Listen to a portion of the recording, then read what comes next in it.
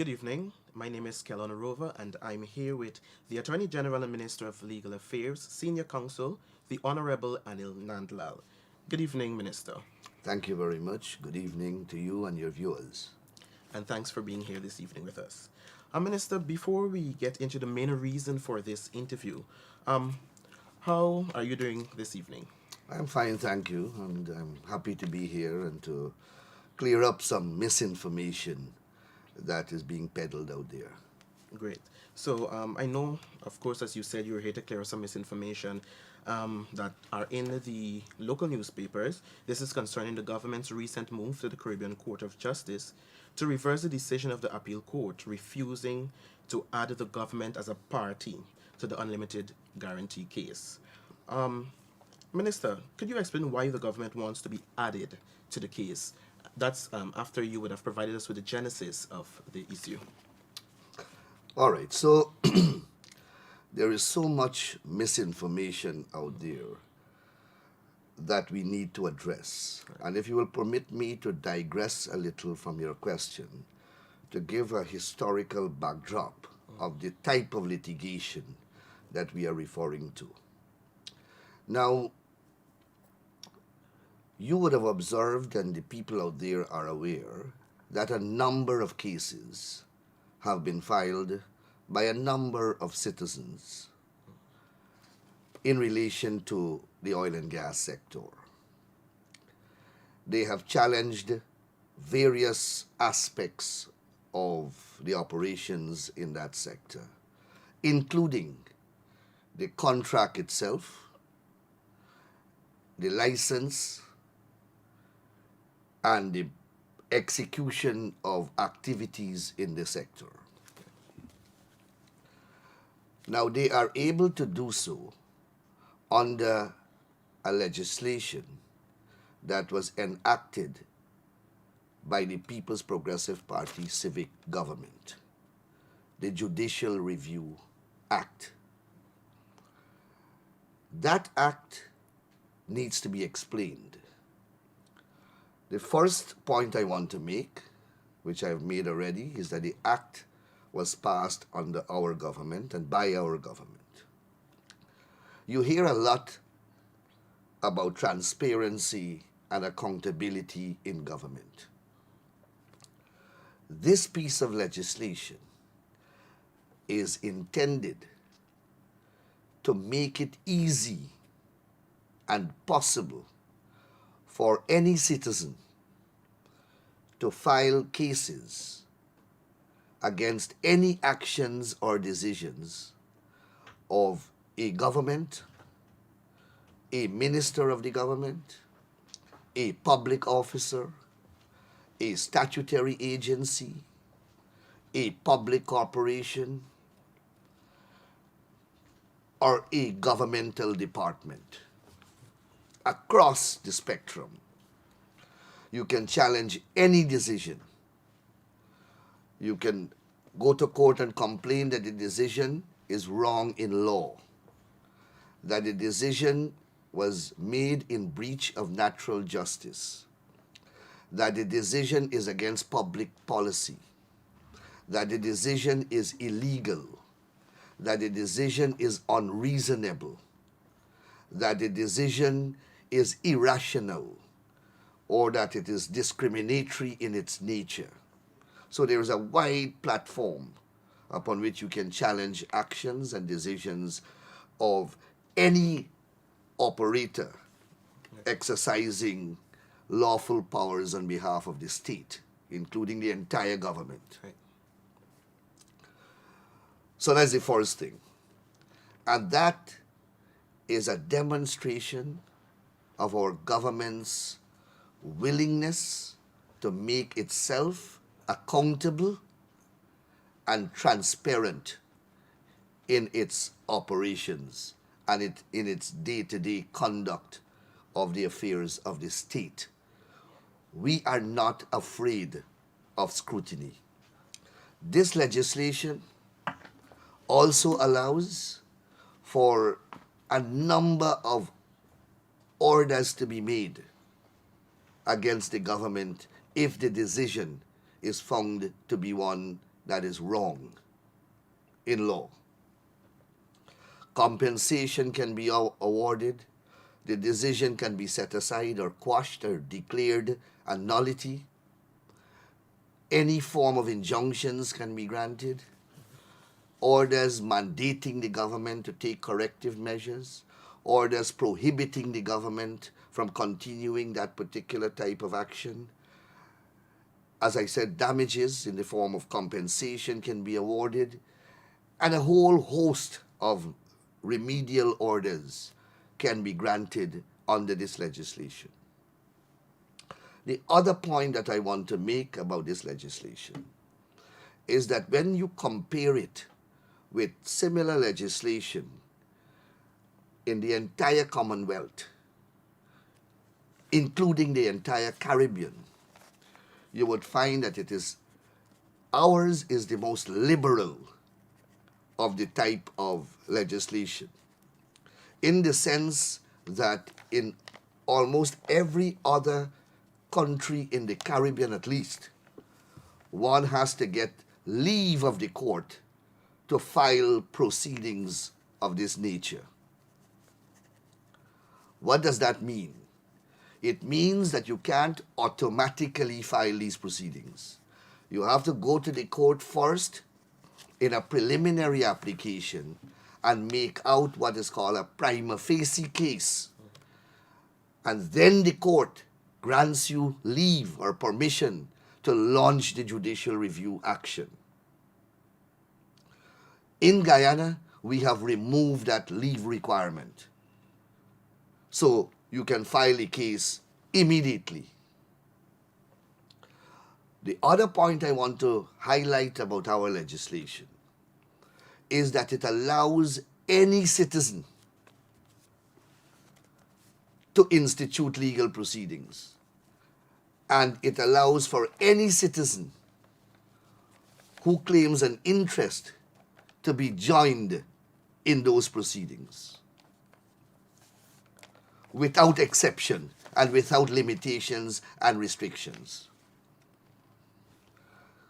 So we have the most liberal judicial review legislation in this part of the world that allows the citizens of this country to challenge any action or any decision made by the government and those who are in authority in the state apparatus. The PPP gave the people of Guyana that right. Why? Because we believe that our actions must be subject to scrutiny, judicial scrutiny and public scrutiny. And if the citizens feel aggrieved by these actions, they have a right to approach the court. And we have made that right very accessible. So I want to underscore that point. Right. Now, that is the legislation that is being used to launch all these proceedings. We are not complaining. We put that in place for this to happen. The other point I want to make is that when we pass this legislation,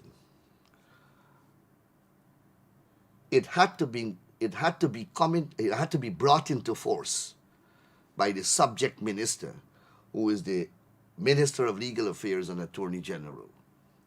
When we enacted this legislation, we didn't have the requisite rules of court in place to accompany it. And before those rules came into force, we lost the government in 2015. Attorney General Basil Williams was written to by me after the relevant rules of court came into force, was written by me requesting for him to issue the order to bring that law into force. He refused. I then filed legal proceedings against him in my own name. I was the litigant and the lawyer in the matter. We were in the opposition. He lost the case in the High Court. He then appealed to the Court of Appeal and he lost it again. And still yet, he refused to bring the act into force. I then filed contempt of court proceedings to commit him to prison for not bringing that act into force. He then complied because I got orders of the court compelling him to bring the act into force. So when you hear that the PPP is, or the PPP government is acting in secrecy and is afraid of transparency and is afraid of accountability, it cannot be true. If we passed a legislation of the type that I'm referring to, and we didn't only pass that law, we established a court in tandem with the judiciary, Right. a special court to hear and determine these matters. It's called a Constitutional and Public Law Court, where these matters can be heard expeditiously. You don't have to join a long line. These cases are not going to be put in a bundle with other cases. They are going to a specialized court so that they can be heard and determined quickly. Now, is that the behavior or conduct of a government that is afraid of accountability and transparency? Certainly not. So, all these persons, they have no interest, direct interest in the oil and gas sector. But because of this legislation and because of its liberal terms and the liberal language in which it is constructed, it allows every Tom, Dick, and Harry Lal to file cases, although they have no direct interest in the oil and gas sector. Correct. Now, this case was filed in relation to the financial assurance that was not lodged by the oil company. The state was not made a party. The government of Guyana was not named as a party. Now, the Environmental Protection Agency alone was named. Let me say, first of all, that the Environmental Protection Agency is not a government agency or department. It's an agency of state. It's a statutory body. That's different from the government of Guyana. Now, that case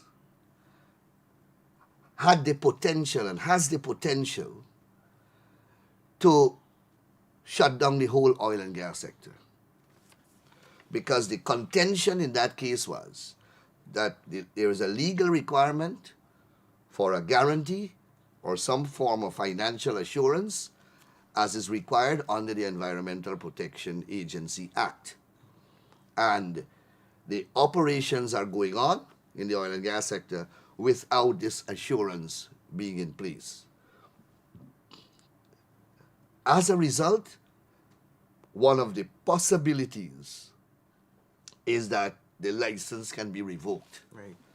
If the license is revoked, the operations will have to stop. Now, these operations, as you know, is under a contract between the government of Guyana and the licensees, Exxon and its affiliate companies. They are on one side of the agreement and the government is on the other side of the agreement. This is the infamous 2016 agreement signed under APNU AFC. So the government is a party to the contract. This environmental assurance, the financial assurance, that is a requirement of the license and a requirement of the law, is also a condition in the contract of which the government is a party. Now, the government of Guyana draws a significant sum of money in terms of revenue inflow from the oil and gas sector under that agreement. We have said a million times that yes, the agreement is lopsided, but it is the agreement that we have to work with. We can deal with the terms of the agreement later.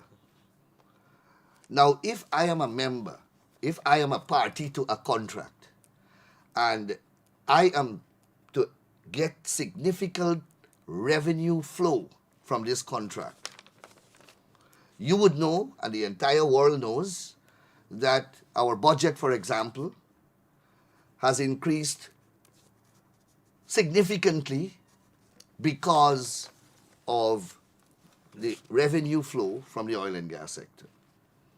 You know that Guyana is under physical, economic, financial, and social transformation, largely driven by revenues that is being derived or that are being derived from the sector under that very agreement. All the physical expansions taking place in the country, all the infrastructural work taking place in the country, all the highways, all the bridges that are being built, all the hospitals, all the housing drive, etc. This oil and gas contract is connected to all of that, and the revenues from this sector is connected to all of that, or are connected to all of that. In other words, this sector is critical to the public good and critical to the developmental agenda of our country. So not only are we a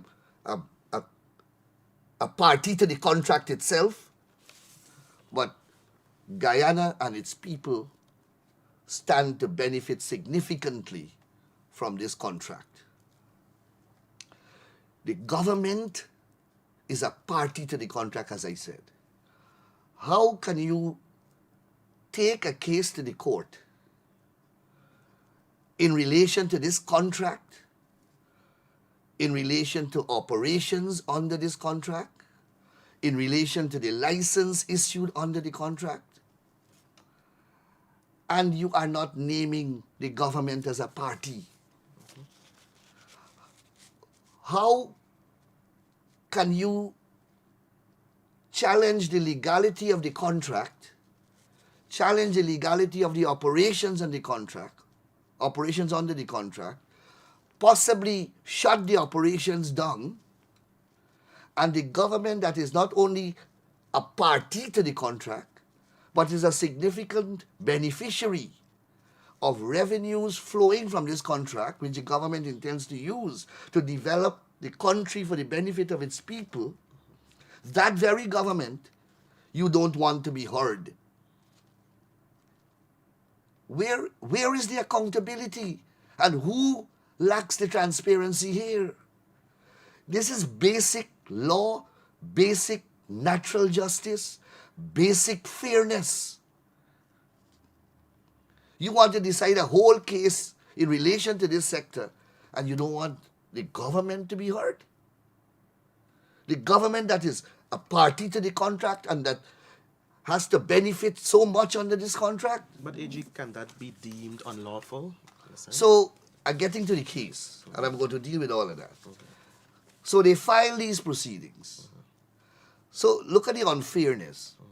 This same government passed this law that allows the whole country to file action against the government and against state actors and state players. The Environmental Protection Agency is one. So the law gives them an interest and allows them the ability and the capacity to file. The law passed by the government. Right. But the very government now, who has an interest greater than any one of them or all of them combined, an interest based on contract, an interest based on revenue flow, an interest based upon developmental agenda, and upon so many other grounds. And you don't want the government to be heard? And that's what the case is about. So they file the proceedings. They have an interest, but the government must not have. And the government must not be heard, but they must be heard. They filed the case in the High Court. The judge ruled in the way that he did. The government was not made a party. When I was informed of the case, it was already very advanced, and you couldn't join the case at the time. Then the judge made the ruling of an unlimited guarantee, which is an unknown animal, both in the commercial arena, in the insurance arena, and in the legal arena. You can't insure an interest whose liability is limitless. All of them who are criticizing, let them go and get an insurance policy to insure a risk that has no limitations. And the Environmental Protection Act itself, which requires this assurance, expressly says two things. One, it must be to the satisfaction of the state. This assurance is not to satisfy the judiciary. It is to satisfy the state. Who is in charge of management of the state? The government. So the government has to determine what that insurance or assurance will be. The environmental agency is the agency to secure it. But it must be to the standard of the government. That's the first thing, not the judiciary. Then, obviously, it can be limitless. It can be unlimited. You will never get an insurance coverage for a risk that has no limit. It is such a preposterous concept that you only have to state it to reject it. So that's the problem with the ruling. Now, let me explain. This is only a financial assurance. This doesn't mean that if there is an oil spill tomorrow, that this is the extent of the compensation that the country would be entitled to. There's a total misconception. This is money that is going to be lodged to cater for that. But it doesn't mean that it is the limit. The law of Guyana and the law that governs these contracts and the law that underpins the Environmental Protection Act, or the principle that underpins that act, is that there is a polluter pay principle. That's the first principle. So if you pollute, you pay for what you pollute. You also have the law of negligence, where if you act negligently, you are responsible for all damages which flow from your actions. That's basic law. So this misconception that people have out there, that if it is it's only a $2 billion guarantee we have now. Yeah, that's like only a guarantee. That doesn't mean that we can't get more.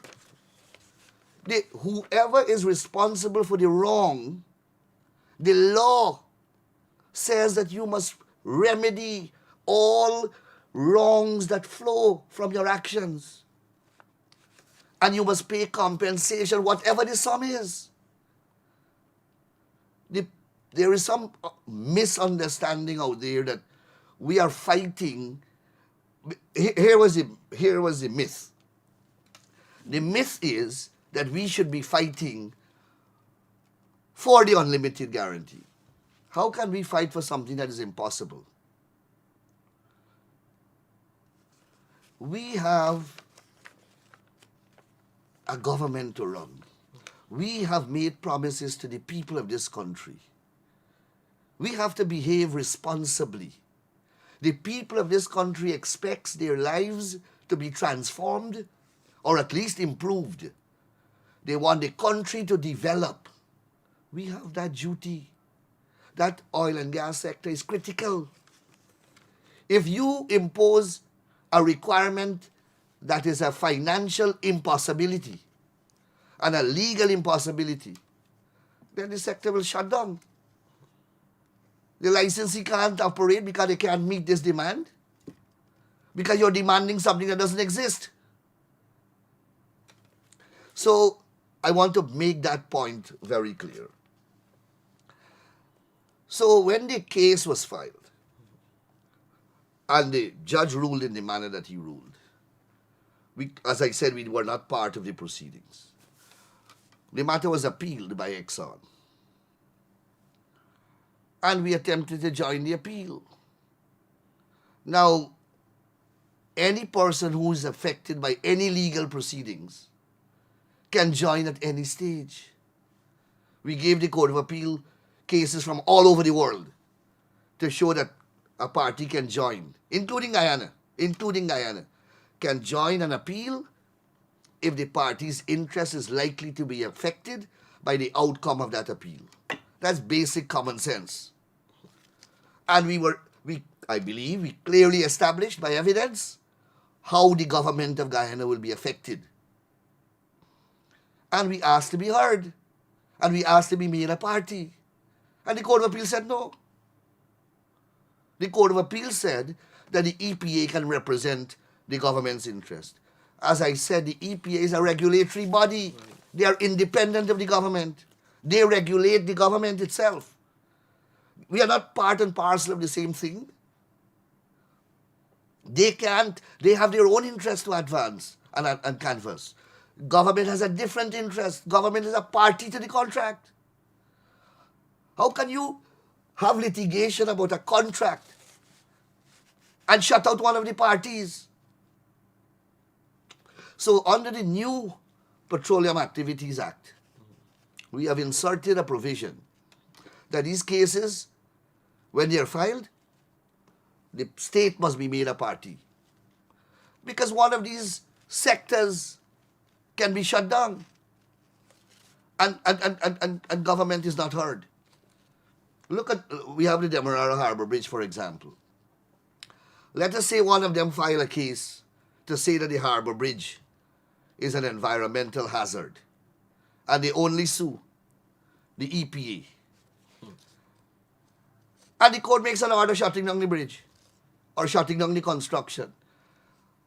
Who is a party to that construction? The construction is between the contractor and the government.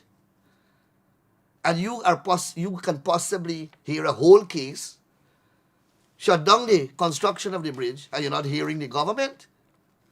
And we are not an ordinary party to a contract. We are the government of Guyana. So it is unthinkable that you would not want to hear the government. So the principle is much more critical than the case itself. It's a larger policy principle. If the government doesn't appeal, and that's what the government has appealed to the CCJ, if the government doesn't appeal this decision and allows a precedent to be left, then cases can be filed and so many things can affect the government's interest, and the government will not become a party. And adverse decisions can be made, shutting down important projects and plans of the government, affecting thousands and tens of thousands of our citizens. And the government is not going to be heard. So the principle of appealing the decision is larger than this case. It's about the right of a government to be heard in a case that affects the public interest and affects the government interest directly. They say that I file the case secretly, my friend, or I file the appeal secretly. There's only one way to file an appeal. And the procedure is set down in the rules of the CCJ. If it is an appeal court matter, the way Guyana Court of Appeal, the rules in relation to the Guyana Court of Appeal tell you how to file an appeal. The rules of the Caribbean Court of Justice tell you how to file an appeal. And we file it in compliance with the rules. So I don't know how it becomes a secret issue, where the secrecy comes in. I see one commentator write a whole page in one newspaper today that I filed the appeal in the darkness of the night. It was filed during the day. And it was filed using the conventional method of filing appeals. Now, perhaps I don't know that I have a duty to give somebody in the press an appeal that I file. Reporters know how to get cases, how to get legal documents. They have been doing it all the years.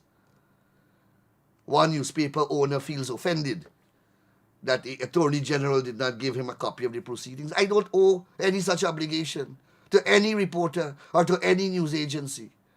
The government doesn't owe that obligation to anyone. There are ways by which you can get documents. These documents are public documents. Right. Go and get them. I owe you no obligation to send cases to you that I file. And why am I going to send it to you anyhow?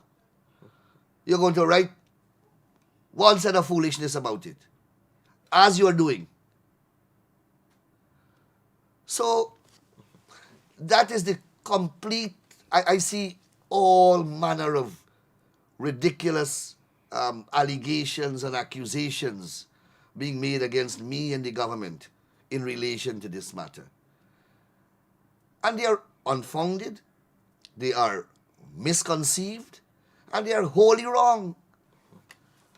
Any government finding itself in this position, or any citizen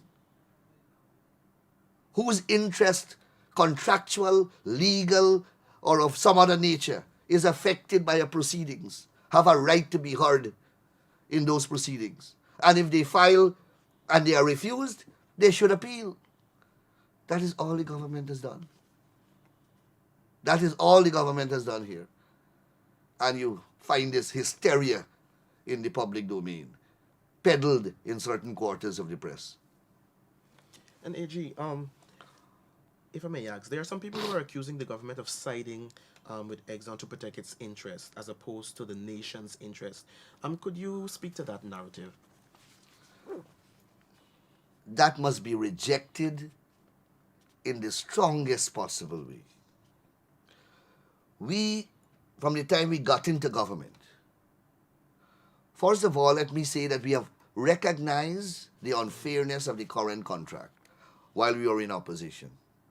From the moment, it's the People's Progressive Party in opposition that disclosed that contract because it was hidden for over a year. That contract was signed in 2016 and was not made public till 2017, over a year. The signing bonus that they hid, it is we who made it public as well. When Jordan with a straight face says that he's unaware of it, and we saw a letter signed by him directing the opening of an account for the money to be deposited in.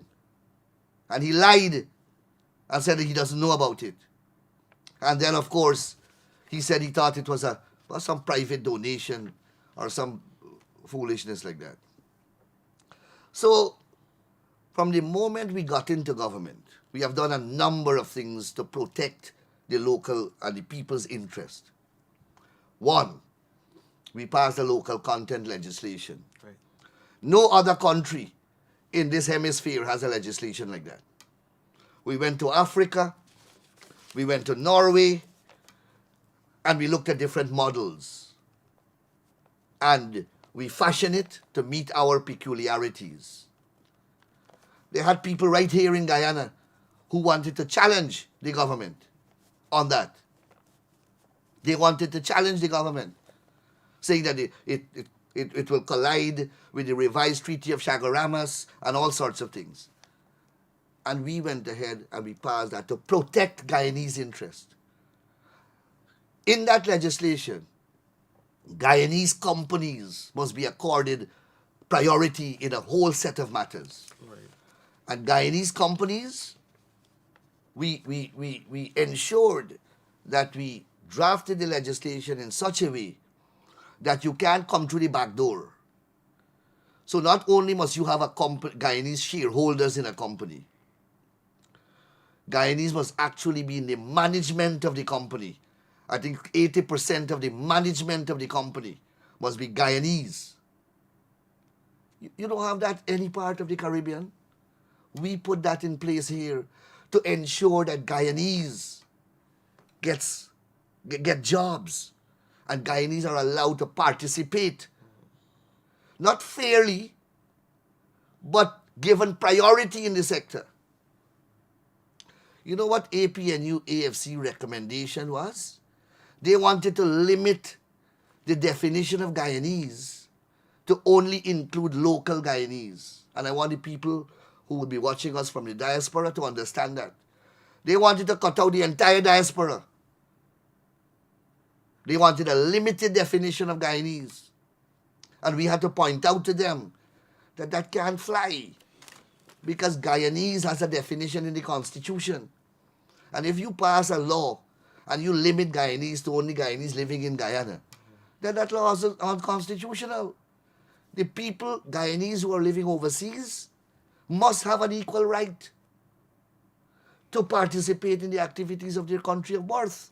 And how impactful is that as you're on the topic?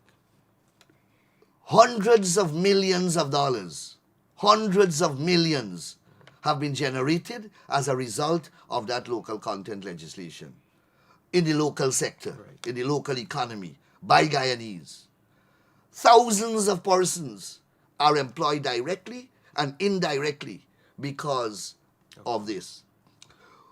I could talk about the training that we are training Right. Guyanese to become more equipped. Because remember, this is a new sector. Right. If we didn't have a local content law, the oil companies, they walk with their whole a whole army of workers. They don't really would like to take local people, because the truth of the matter is that we are not trained in the area. We are not trained, and that's why there's a sliding scale. Only if they can't find Guyanese, then they can import a foreigner to work in a particular sector or to perform a particular service. All of that is in the law. And we are building capacity. That's why we have an oil and gas training institute being established. And we have the Gold Scholarship Program that is dedicatedly directed, or a component of it, towards training our people to make them ready and prepared to participate functionally and fully in the oil and gas sector. So that's the first thing. Secondly, we promise that we will change the law to ensure that we don't have the type of lopsided agreement that we inherited from the APNU government. And we passed a new Petroleum Activities Act. Now, I have not heard any criticism against that act. We sent it out for public consultations. Right. All these enlightened people that keep filing these cases against the government and against the sector, all these enlightened people, we had public consultations. None of them made a contribution. None of them made a contribution. That act now lays down a statutory framework that will ensure a fair contract being negotiated by law. We didn't leave it to government's ability. It is now enshrined in the law and in regulations what terms must be stated in new oil contracts to be executed. So there's a second, and it has a whole set of obligations on oil companies when they're operating here, dealing with cleanup, etc., and so on, right? So there's this second thing. The third thing is we passed a Natural Resource Fund law, a new one. APNU had passed one although they lost the government, they passed one by themselves in the parliament. We learned about it afterwards. They kept parliament by themselves and pass their own law. Anyhow, so we have this new act that enshrines the principles of transparency and accountability in relation to financial inflows from the sector. That act tells you where the money has to be deposited and how it reaches Guyana. It first goes into the consolidated fund, and it has to be out of the consolidated fund. It got to go back to the parliament for the parliament to approve it before it goes into to expenditure. And secondly, the act tells you for what purpose you must spend this money. So you can't spend it for luxury items. There are a list of projects that the money must be used for. Then you have a whole system and architecture within the act that allows for oversight. You have two sets of oversight. You have a board, and then there's another layer that oversights the operations of the act. If the Minister of Finance doesn't disclose receiving this money, there's a jail term of nearly 10 years or over 10 years to which he's liable. You have the Auditor General who will audit this fund. And the Auditor General, if he feels that that's an independent office, if he feels that he is ill-equipped to do the audits, he can hire whoever he wants to assist him in doing the audits. So that model, our legislation, has been commendably commented upon by international agencies such as the IMF, the World Bank, etc. All these reports are out there. A gentleman from Barbados, I think, wrote a beautiful article on the bill when it was in the form of a bill. So we have all of these things in place.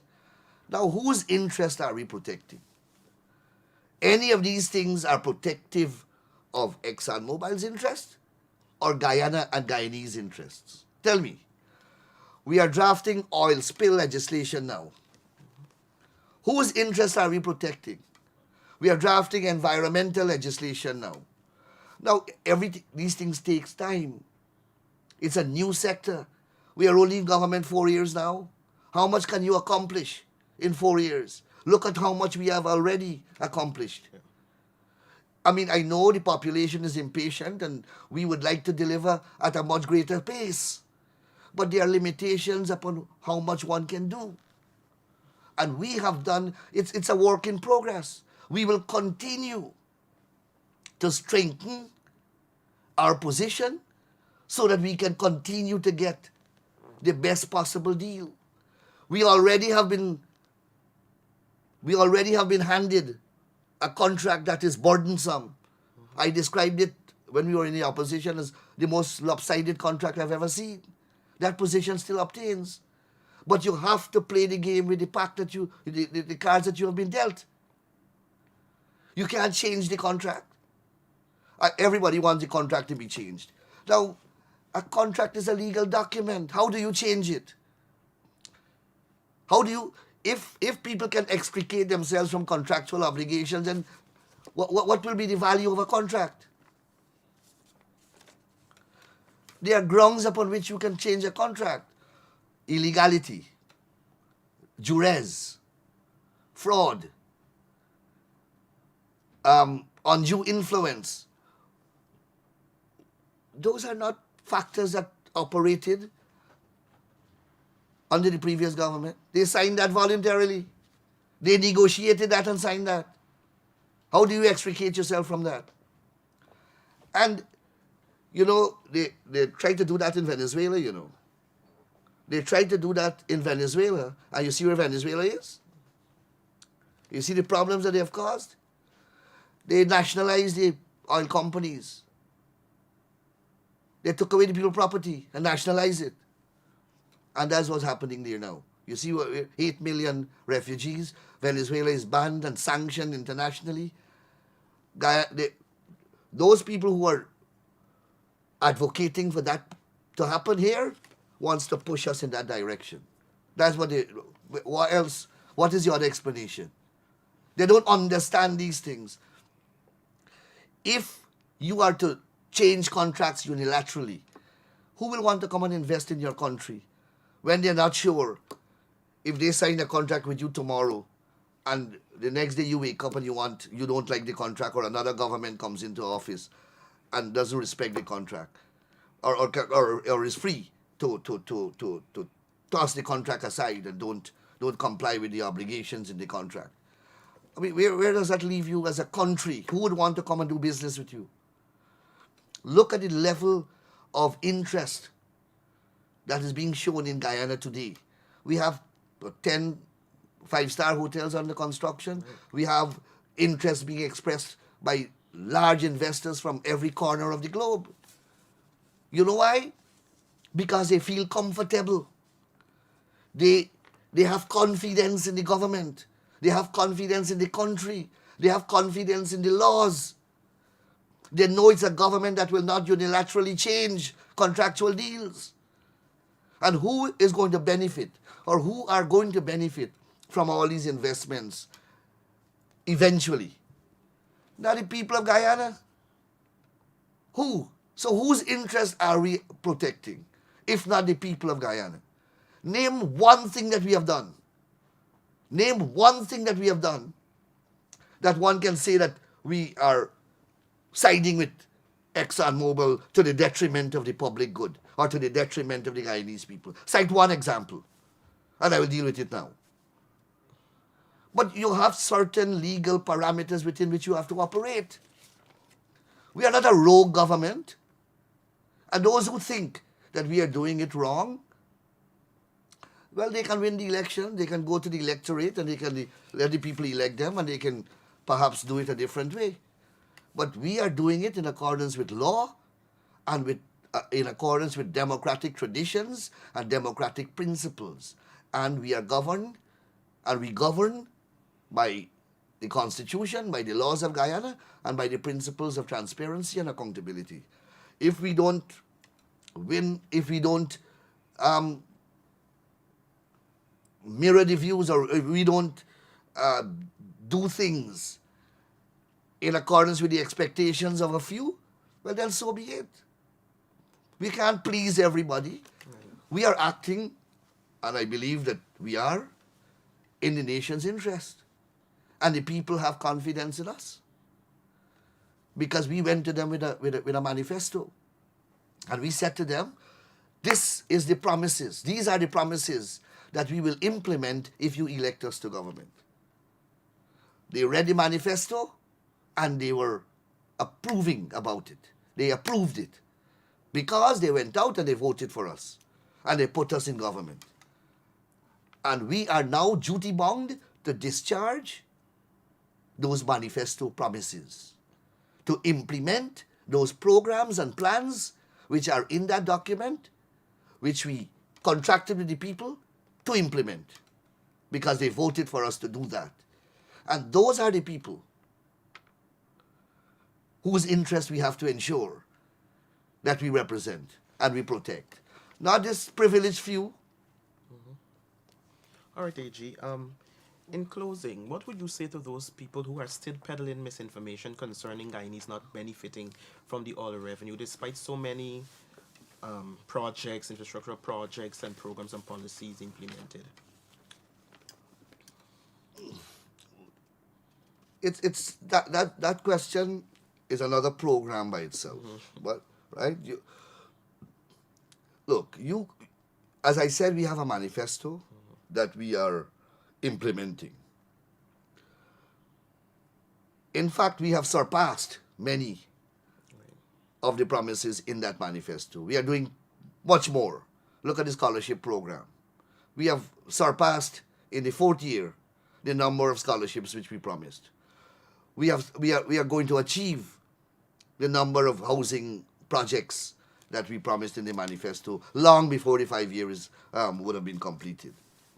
So we have to continue to deliver to the people. We have to continue to explain, as I am doing, and hopefully people will understand. There are a group of people or a set of people whom you will never be able to please. They are inherently opposed to everything that the People's Progressive Party government will ever do. So you know that you can't get their approval for anything. You're hoping that you can persuade more and more people that your actions are reasonable, are lawful, are in the best interest of the people of Guyana and in the best interest of future generations. That's all that we can hope. And we work every day to ensure that we get it right. We are not gods.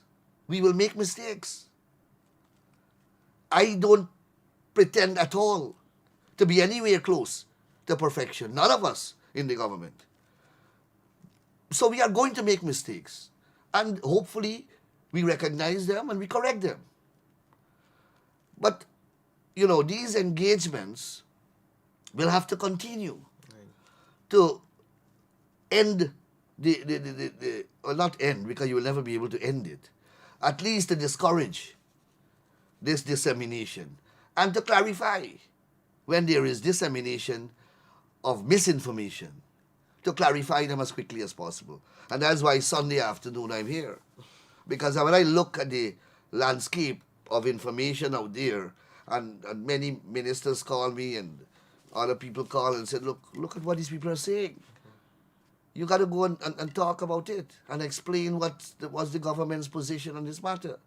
And so that I hope that I have done a reasonably good job in clarifying these issues. All right, then. Thank you so much, Minister, for your time. Thank you very much for And to having our me. viewers, a special thanks to you. My name is Kellen Rover, saying have a blessed remaining of the evening.